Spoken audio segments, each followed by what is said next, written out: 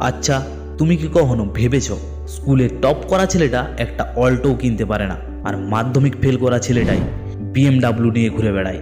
যদি পড়াশুনো করলে কোটিপতি হওয়া যেত না, তাহলে আমাদের শিক্ষকেই প্রথম কোটিপতি হতেন।